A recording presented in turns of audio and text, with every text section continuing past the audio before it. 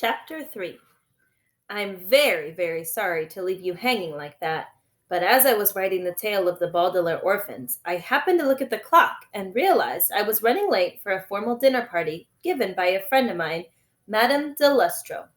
Madame de Lustro is a good friend, an excellent detective, and a fine cook, but she flies into a rage if you arrive even 5 minutes later than her invitation states. So you understand that I had to dash off.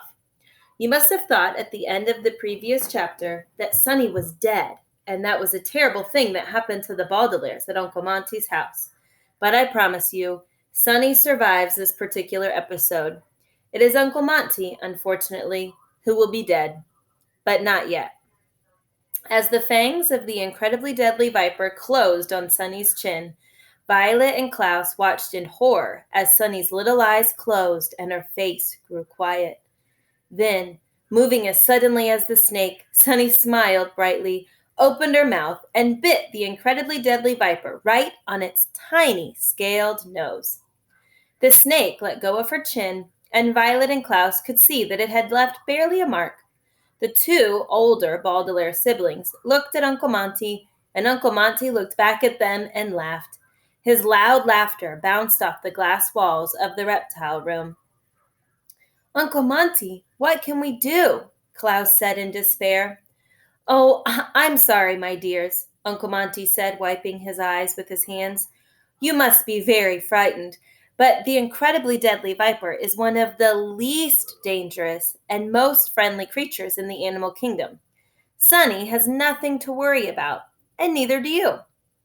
Klaus looked at his baby sister, who was still in his arms, as she playfully gave the incredibly deadly viper a big hug around its thick body, and he realized Uncle Monty must be telling the truth.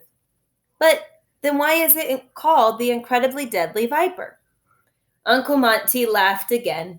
"It's a misnomer," he said, using a word here which means a very wrong name. "Because I discovered it, I got to name it. Don't tell anyone about the incredibly deadly viper, because I'm going to present it to the Herpetological Society and give them a good scare before explaining that this snake is completely harmless.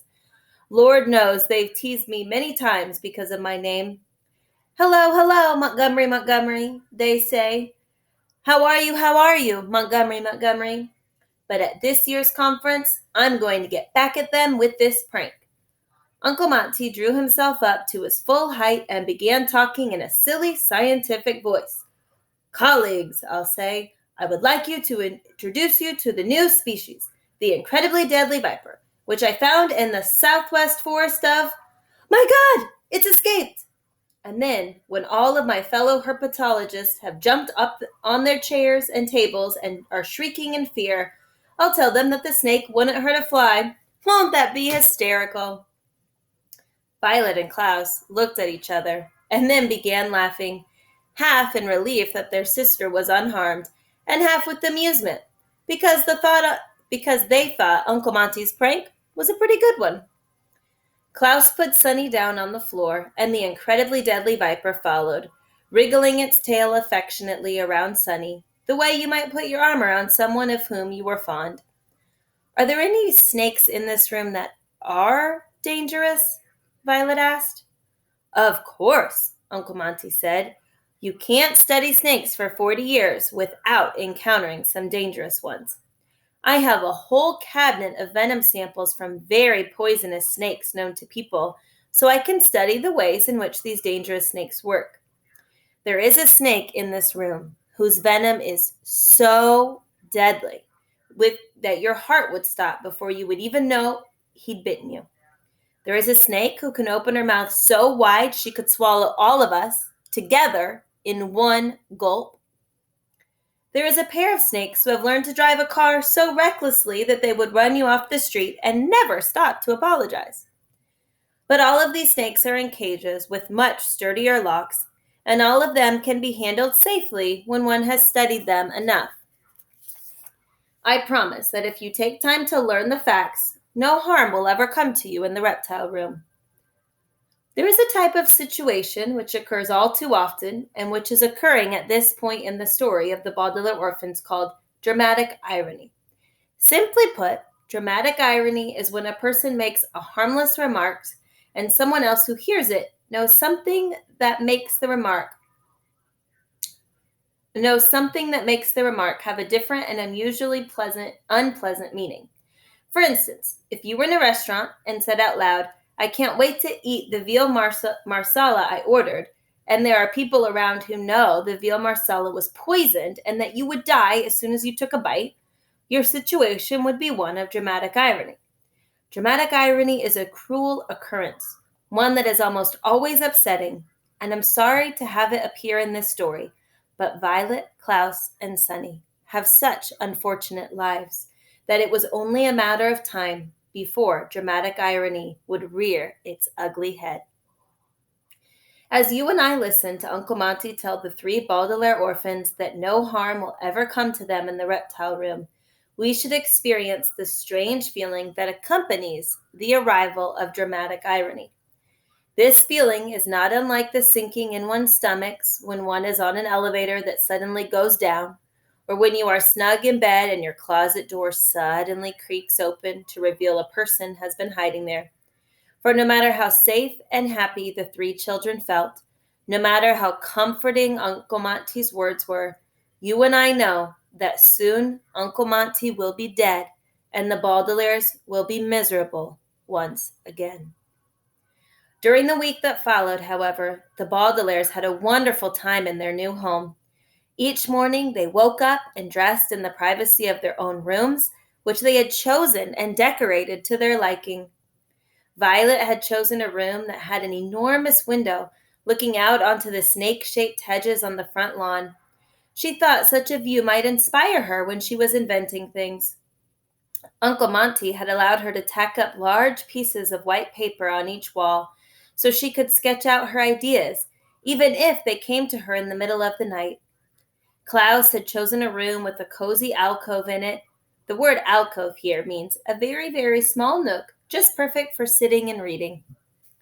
With Uncle Monty's permission, he had carried up a large cushioned chair from the living room and placed it right in the alcove under the heavy brass reading lamp.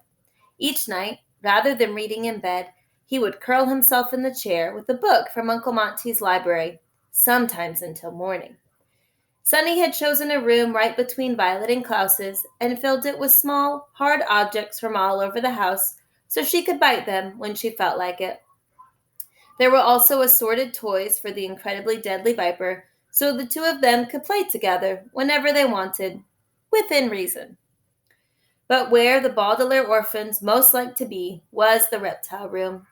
Each morning after breakfast, they would join Uncle Monty, who would have already started work on the upcoming expedition. Violet sat at a table with the ropes, gears, and cages that made up the different snake traps, learning how they worked, repairing them if they were broken, and occasionally making improvements to make the traps more comfortable for the snakes on their long journey from Peru to Uncle Monty's house. Klaus sat nearby, reading the books on Peru Uncle Monty had and taking notes on a pad of paper so he could refer to them later. And Sunny sat on the floor, biting a long rope into shorter pieces with great enthusiasm. But what the Baudelaire youngsters liked best was learning all about the reptiles from Uncle Monty. As they worked, he would show them the Alaskan cow lizard, the long green creature that produced delicious milk. They met the dissonant toad, which would imitate human speech in a gravelly voice. Uncle Monty taught them how to handle the inky newt without getting its black dye all over their fingers, and how to tell when the irascible python was grumpy and best left alone. He taught them not to give the green gimlet toad too much water and to never, under any circumstances, let the Virginia wolf snake near a typewriter. While he was telling them about the different reptiles, Uncle Monty would often segue, a word here which means let the conversation veer off, to stories from his travels, describing the men, snakes, women, toad, children, and lizards he'd met on his journeys. And before too long, the Baudelaire orphans were telling Uncle Monty all about their own lives, eventually talking about their parents and how much they missed them.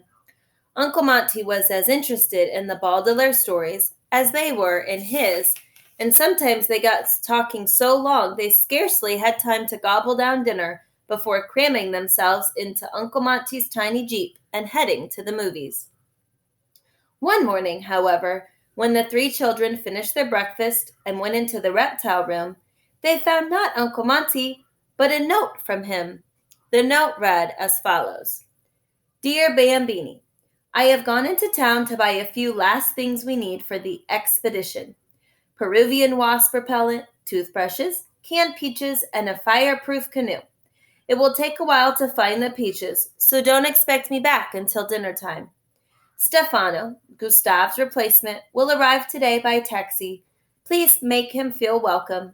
As you know, it is only 2 days until the expedition, so please work very hard today.